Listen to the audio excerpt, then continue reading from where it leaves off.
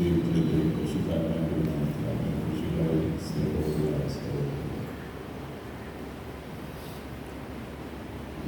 വചനത്തിൽ ഗോതമ്പ് മണി നിലത്തു വീണ് അഴിയുന്നില്ലെങ്കിൽ അത് അതേപോലെ ഇരിക്കും, അഴിയുന്നെങ്കിൽ വളരെ ഫലം പുറത്തിരിക്കും. മനുഷ്യ ജീവിതത്തിലും പ്രകൃതിയിലേക്ക് നിയമമാണ് അഴിയൽ പ്രക്രിയ എന്നുള്ളത്. ഗോതമ്പ് മണി, ഏത് മണിയാണെങ്കിലും, ഗോതമ്പ് മണിയാണെങ്കിലും വേറെ ഏത് മണിയാണെങ്കിലും അത് ഫലം പുറപ്പെടുവിക്കണമെങ്കിൽ, കേൾക്കണമെങ്കിൽ തീർച്ചയായിട്ടും അഴികൽ പ്രക്രിയയിലൂടെ വേണം. വെള്ളം ആവശ്യമുണ്ട്.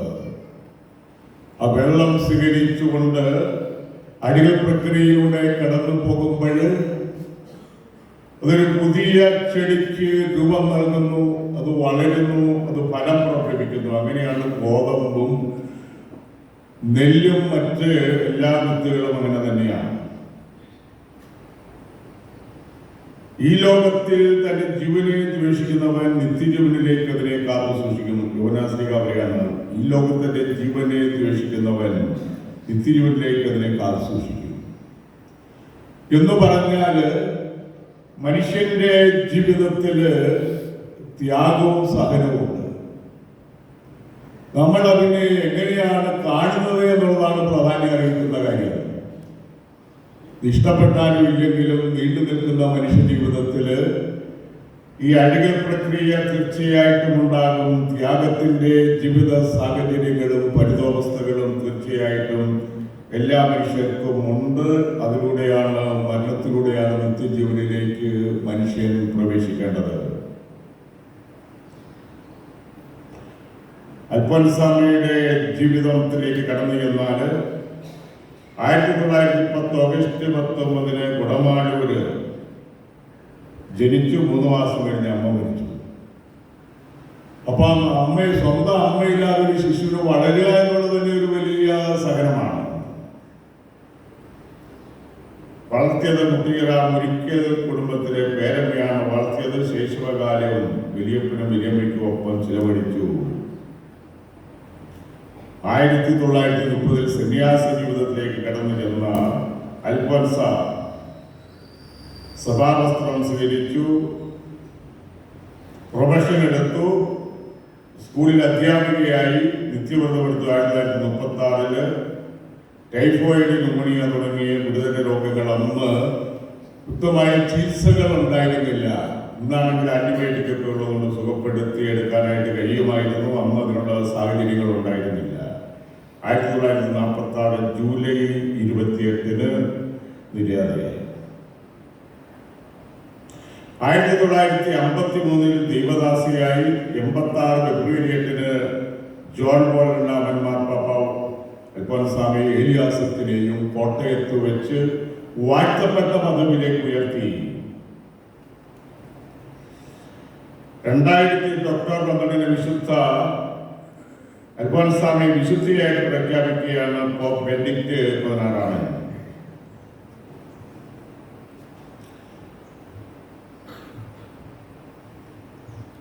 മനുഷ്യ ജീവിതത്തില്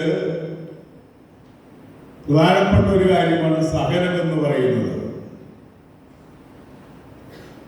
സുഖദുഃഖ സമ്മിശ്രമാണ് മനുഷ്യരെന്നാ പറയുന്നത്. ആർക്കും സുഖം തന്നെയായിട്ട് ലഭിക്കുമെന്ന് പ്രതീക്ഷിക്കേണ്ട കഷ്ടപ്പാടുകളും രോഗങ്ങളും വേദനയും ഒക്കെ മനുഷ്യത്വത്തിന്റെ ഭാഗധേയമാണ്. ഇനി മനുഷ്യ ജീവിതത്തില് സഹനം വഴിയായിട്ട് മഹത്വത്തിലേക്ക് കടന്നു ചെല്ലണമെന്നുള്ളതാണ് അൽഫോൻസ മാത്രമല്ല വിശുദ്ധ ഗ്രന്ഥത്തിലെ വചനങ്ങൾ നമ്മോട് പറയുന്നത്. നമുക്കെല്ലാവർക്കും മാതൃക കാൽവരിയിലെ കുരിശിൽ മനുഷ്യവംശത്തിന് രക്ഷയ്ക്കും വിമോചനത്തിനും വേണ്ടി സ്വന്തം ജീവൻ അർപ്പിച്ച, ബലിയായിട്ട് സമർപ്പിച്ച യേശു കർത്താവാണ്.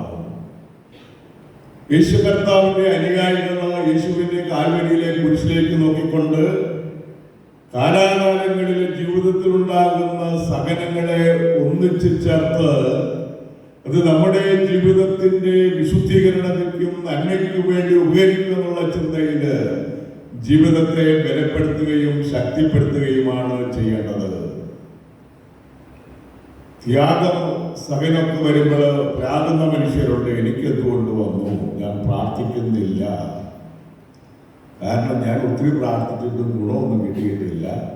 ഞാൻ ഉദ്ദേശിക്കുന്ന പോലെ കാര്യങ്ങൾ നടക്കുന്നില്ല, രോഗം മാറുന്നില്ല, സാമ്പത്തികമായിട്ടുള്ള ഞെരുക്കമാണ് പരിഹരിക്കപ്പെടുന്നില്ല. ഇങ്ങനെ അനുദിന ജീവിതവുമായിട്ട് ബന്ധപ്പെട്ട ഒത്തിരി കാര്യങ്ങൾ, വിദേശത്തേക്ക് പോകാനായിട്ട് ശ്രമിച്ചിട്ട് ജയിക്കുന്നില്ല, കൊച്ചു പരീക്ഷ പാസ്സാകുന്നില്ല, എൻട്രൻസ് ടെസ്റ്റ് മെഡിക്കൽ കോളേജിൽ വിടാനാണ് ഉദ്ദേശിച്ചത്, പാസ്സാകുന്നില്ല. അങ്ങനെ ഒത്തിരി കൊച്ചു കൊച്ചു ഭൗതിക താല്പര്യങ്ങൾ നമ്മുടെ ജീവിതത്തിലുണ്ട്. നമ്മൾ ഉദ്ദേശിക്കുന്ന പോലെ എല്ലാം നടക്കണം, പ്രാർത്ഥിച്ചു കഴിഞ്ഞാൽ നടക്കണം, എല്ലാം നടക്കണമെന്നില്ല. എല്ലാം നടന്നു കഴിഞ്ഞാൽ നമ്മുടെ ദൈവങ്ങളാണ്, കാരണം ഒരു കുറവുമില്ല.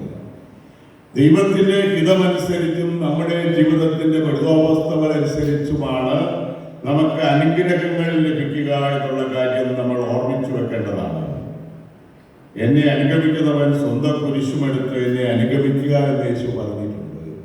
അപ്പോൾ യേശുവിനെ അടുത്തനുകരിക്കുന്ന വിശുദ്ധരും വിശ്വാസികളും ഒക്കെ തങ്ങളുടെ ജീവിതത്തിൽ ദൈവം അനുവദിച്ചു തരുന്ന കുരിശുകൾ എടുത്തുകൊണ്ടാണ് തങ്ങളുടെ ജീവിത ബലി പൂർത്തീകരിക്കേണ്ടത്. അൽഫോൻസാമയുടെ ജീവിതത്തിലെ ദൈവസ്നേഹം, വിശുദ്ധി, ത്യാഗം, സഹനം, പ്രാർത്ഥന, ഉപവാസം, പിന്നെ വ്രതത്രയങ്ങൾ, അനുസരണം, ദാരിദ്ര്യം, ബ്രഹ്മചര്യം, അങ്ങനെ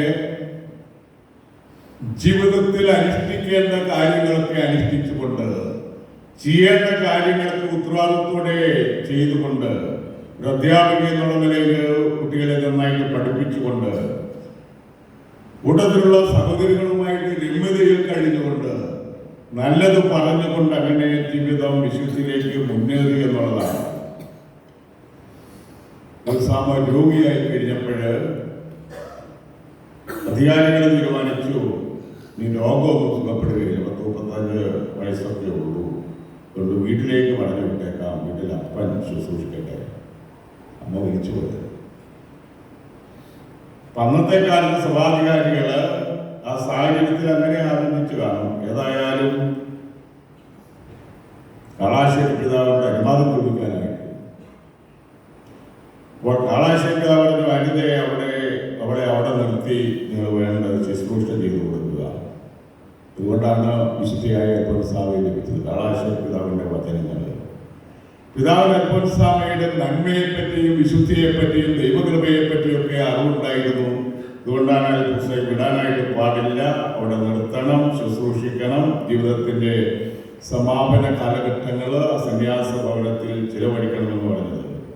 വിശുദ്ധ പൗലോസ്ലീഹായുടെ ക്രിസ്തുവിന്റെ സ്നേഹത്തിൽ നിന്നും ആരെന്നെ വേർപെടുത്തും?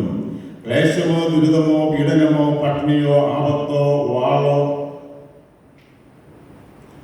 ഒന്നിനും വേർപെടുത്താനായിട്ട് കഴിയില്ല എന്ന് എനിക്ക് ശക്തമായ ഉറപ്പുണ്ട് എന്നാണ് പൗലോസ്ലീഹാ പറയുന്നത്. ദൈവത്തിന്റെ വിശുദ്ധിയിലേക്ക്, യേശുവിന്റെ സഹനത്തിൽ പങ്കുപറ്റിക്കൊണ്ട് നമ്മൾ ഉൾച്ചേർന്ന് പ്രവേശിക്കുക എന്നുള്ളതാണ്. രോഗവും വേദനയും മരണവും ഒക്കെ നിത്യജീവിതത്തിലേക്കും മഹത്വത്തിലേക്കും നമ്മെ നയിക്കുന്ന കാര്യങ്ങളാണ്. ഇന്ന് ഭരണകാല ഒരു തീർത്ഥാടക കേന്ദ്രമാണ്. നിരവധി ആളുകളുടെ ഒന്നിച്ചുകൂടാ.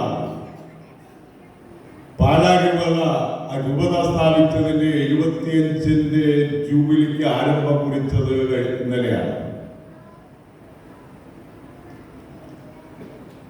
ഇവിടെ മേജർ ആർച്ച് ബിഷപ്പ് വിശുദ്ധ ബലി അർപ്പിച്ചുകൊണ്ട് അൽഫോൻസാമയുടെ ചാപ്പലിൽ ആ ജൂബിലിക്ക്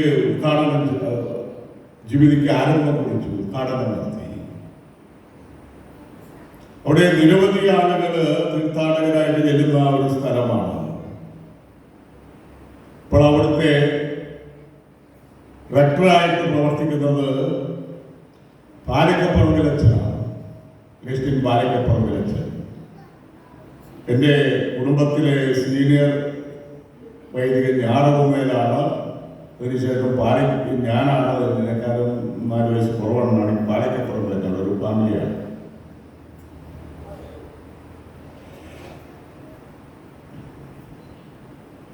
1946 ജൂലൈ 28 തീവ്രവേദനയിൽ ഈശോ മറിയ യോസേപ്പിൽ ഉരുവിട്ടുകൊണ്ട് സകല ബലി പൂർത്തീകരിച്ചു, പൂർണ്ണതയിലെത്തി എന്നുള്ളതാണ്. അതുപോലെ മനുഷ്യ ജീവിതത്തിൽ ഇന്ന് പലപ്പോഴും മരണം സംഭവിക്കുന്നത് ആശുപത്രിയിലും വെന്റിലേറ്ററിലാണ്. ഇപ്പോൾ ഈശോ മറിയ യോസേപ്പ് ചെല്ലാനൊന്നും അവസരം കിട്ടാറില്ല. പലപ്പോഴും അവിടെ കിടന്ന് മരിച്ചു കഴിയുമ്പോൾ പുറത്തേക്ക് ഇറക്കി വിടും, ആൾ പോയെന്ന് പറയും. 2 ദിവസം മുമ്പ് മരിച്ചാണെന്ന് പറഞ്ഞില്ല. അപ്പോൾ അത് രോഗത്തിന് ചികിത്സ ചെയ്തിട്ട് കാര്യമില്ല എന്ന് പറഞ്ഞാൽ സാധാരണ ഒരു മുറിയിലേക്ക് ആവശ്യമായ ചികിത്സകളോടെ ആശുപത്രിയിലാണെങ്കിലും മാറ്റുക, ബന്ധുമിത്രാദികൾക്ക് കാണാനായിട്ടൊരു അവസരം ഒരുക്കുക. ഈശോ മറിയ യോസേപ്പ് എന്ന് ബന്ധുമിത്രാദികൾ അടുത്ത ബന്ധുക്കളെ ചൊല്ലിക്കൊടുത്തുകൊണ്ട് ഒരു നല്ല മരണം പ്രാപിക്കാനായിട്ട് രോഗിയെ ഒരുക്കുക. പലപ്പോഴും ആളുകൾ ചിന്തിക്കുന്നത് രോഗിലവനം കൊടുത്താൽ രോഗിക്ക് ഹാർട്ട് അറ്റാക്ക് ഉണ്ടാകും, മരിച്ചു പോകും. എല്ലാവർക്കും മരണമുണ്ട്, രോഗിക്ക് അറ്റാക്ക് ഒരുപാട് വരട്ടെ, അല്ലാതെ തന്നെ ആളുകൾ കുഴഞ്ഞു വീഴുന്നുണ്ട്. അതുകൊണ്ട് ഗുരുതരമായ രോഗാവസ്ഥയാണെങ്കിൽ ഒന്നും പേടിക്കേണ്ട. രോഗിലവനം കൊടുത്താൽ ശാന്തി കിട്ടുകയും സുഖപ്പെടുകയും ചെയ്യുന്ന നിരവധി ആളുകളുണ്ട്. അതുകൊണ്ട് രോഗിലവനം കൊടുക്കുന്നതിൽ മക്കള് ഭയപ്പെടേണ്ടതില്ല, കൊടുത്തിരിക്കണം. അത് വളരെ പ്രധാനപ്പെട്ട മക്കളുടെ ഒരു ചുമതലയാണെന്നുള്ള കാര്യം ഓർമ്മിച്ചിരിക്കുക. ഇന്ന് ആളുകൾ ഹാർട്ട് അറ്റാക്ക് ആയിട്ടും മറ്റുമൊക്കെ മരിക്കുന്നുണ്ട്. അത് കുഴഞ്ഞൊക്കെ വീഴും, ആരും പറഞ്ഞിട്ടൊന്നുമല്ല, നിൽക്കുന്ന നെപ്പി കുഴഞ്ഞു വീഴാം, രാത്രിയിൽ കിടക്കയിൽ മരിച്ചു വീഴാം. അങ്ങനെ പലരും രാത്രിയിൽ നിദ്രയിൽ മരിച്ചു വീഴുന്നവരുണ്ട്, വണ്ടി ഓടിക്കുമ്പോൾ ഒടിഞ്ഞു വീഴുന്നവരുണ്ട്, ആശുപത്രിയിൽ മരിച്ചു വീഴുന്നവരുണ്ട്, ആരും അറിയാതെ മരിക്കുന്നവരുണ്ട്. അങ്ങനെ പല വിധത്തിലും മരണങ്ങൾ സംഭവിക്കുന്നുണ്ട്. ഹാർട്ട് അറ്റാക്ക് ഒക്കെ വളരെ കൂടുതലാണ്. ഇനി സഹനത്തെ നമ്മൾ മനസ്സിലാക്കേണ്ടത് ശാപമായിട്ടല്ല, അത് രക്ഷാകരമായിട്ടുള്ള ഒരു സംഭവമാണ്. പിറവിക്കുടന് സൗഖ്യം കൊടുത്തപ്പോൾ യേശുവോട് ചോദിക്കുന്നുണ്ട്, ആരുടെ പാപനിമിത്തം അവൻ പിറവിക്കുടനായത്? അപ്പോൾ യേശു പറഞ്ഞു, ആരുടെയും പാപനിമിത്തമല്ല, ദൈവത്തിന്റെ കൃപ, ദൈവത്തിന്റെ മഹത്വം ഇവനിൽ പ്രത്യക്ഷപ്പെടുന്നതിനു വേണ്ടിയാണ്. സഹനം, രോഗം, തകർച്ച, പരാജയം, ദാരിദ്ര്യം, ഇല്ലായ്മ, ഇങ്ങനെയുള്ള പോലെ ഗുരുതരമായ രോഗാവസ്ഥ, ഇതിനൊക്കെ തളരാതെ ദൈവകൃപയിൽ ആശ്രയിച്ചുകൊണ്ട് ജീവിക്കുക. മരണത്തെ പേടിക്കേണ്ട ഒന്നല്ല നമ്മൾ. മരണം എല്ലാവർക്കും ഉറപ്പായ ഒന്നാണ്. എപ്പോഴും ഇവിടെ എങ്ങനെയെന്നുള്ളതേ വ്യത്യാസമുള്ളൂ. ഏത് പ്രായത്തിലാണ് നമുക്ക് ഗ്യാരണ്ടി ഒന്നുമില്ല. ആശുപത്രിയിൽ ഡോക്ടർമാർ മരിച്ചിട്ടുണ്ട്. 45 വയസ്സുള്ള ഒരു ചെറുപ്പക്കാരൻ ഡോക്ടർ, കണ്ണൂരിലെ പ്രശസ്തമായ ഒരു ആശുപത്രിയിൽ ജോലി ചെയ്യുന്നയാള് വയാക്കൊണ്ടലോട്ട് പഠിച്ചതാണെന്ന് സംശയമുണ്ട്. അറ്റാക്കായിട്ട് മരിച്ചു. ന്യൂറോളജിയുടെ ഡോക്ടറാണ്. തലച്ചോറിന്റെ രോഗങ്ങളൊക്കെ പരിശോധിക്കുകയും ചികിത്സിക്കുകയും ചെയ്യുന്ന ആളാണ്. അപ്പോൾ രോഗവും മരണവും ഒക്കെ എല്ലാ മനുഷ്യനും വെച്ചിട്ടുണ്ട്. ഭയപ്പെടേണ്ടതില്ല. ദൈവകൃപയിൽ ആശ്രയിച്ചുകൊണ്ട് പ്രാർത്ഥിച്ചുകൊണ്ട് സഹനത്തിന്റെ മധ്യത്തിലും ദൈവത്തിന്റെ നാമം മഹത്വപ്പെടുത്തട്ടെ എന്ന് ചിന്തിച്ചുകൊണ്ട് ജീവിക്കുമ്പോഴാണ് നമ്മൾ അനുഗ്രഹീതരാകുക. പൗലോസ്ലീഹായുടെ വാചകം പറഞ്ഞുകൊണ്ട് നിർത്തുകയാണ്, എനിക്ക് ജീവിക്കുക ക്രിസ്തുവും മരിക്കൽ ലാഭവുമാണ്. ഞാൻ മരിച്ചാലും ജീവിച്ചാലും ക്രിസ്തുവിനുള്ളവൻ എത്രേ. ആ വചനമാണ് നമ്മുടെ ഹൃദയത്തിലും മനസ്സിലും കാത്തു സൂക്ഷിക്കേണ്ടത്.